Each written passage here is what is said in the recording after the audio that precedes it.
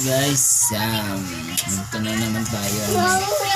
Titinda tayo ng kamuting kahoy. Kasi para pamasahe at pangbaon ng mga bata. Bibis. Kaya ito tayo, magbabalat muna tayo ng... Oh, ano yan? Magbabalat muna tayo ng buto. Magbabalat muna tayo guys ng ating kamuting kahoy para sa pagtinda natin mamaya. Ay, tingnan mo pa, Tere, sinulatan ng bag. Ay, wala eh. Kailangan natin mag-double kayo. Kung kayang triple kayo mga guys, gagawin natin para sa mga para sa minamahal nating pamilya. Babalat tayo ng kamuting kahoy para mamaya meron tayo pang tinda. Ang hirap guys balatan kasi masyadong dikit yung kanyang balat. Kaya ito, kanina pa ako dito nagbabalat. Tambak na yung aking balat dito ng kamuting kahoy. Ang hirap niyang balatan kasi masyado siyang dikit. Hindi katulad may kamuting kahoy guys na hindi siya mahirap balatan kasi yung balat niya yung parang sinapin lang tapos ayun, mabilis mo lang siyang mabalatan. Ito medyo dikit yung balat niya kaya napakahirap. Kaya medyo matagal tayo. Matagal tayong magbalat.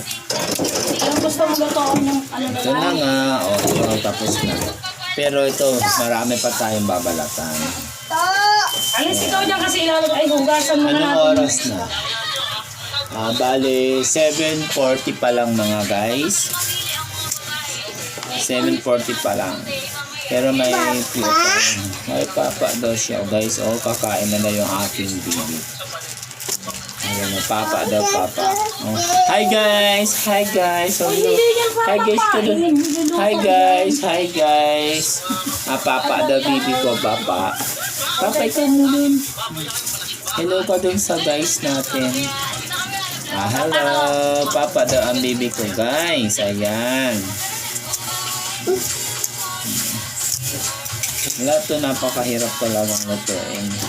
Kaya kailangan lang natin ng dobleng tiyaga para yung nilaga nating kamuting kahoy maibenta natin. Ilalaga lang natin to guys with the top. Kaya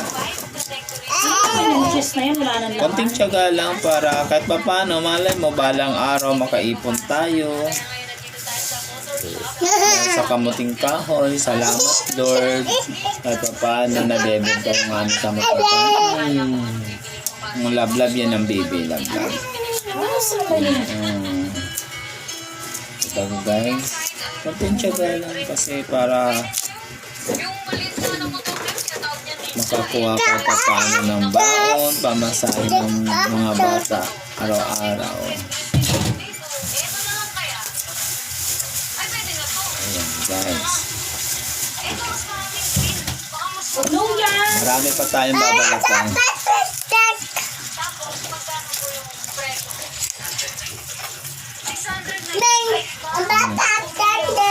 So paano guys, dito ko muna puputulin ko muna ang video dahil medyo mahaba-haba na rin ang ating pinag-usapan. Mamaya magkita-kita tayo ulit sa pagnasalang ko na tong kamuting kahoy at pagluto na. Bye-bye!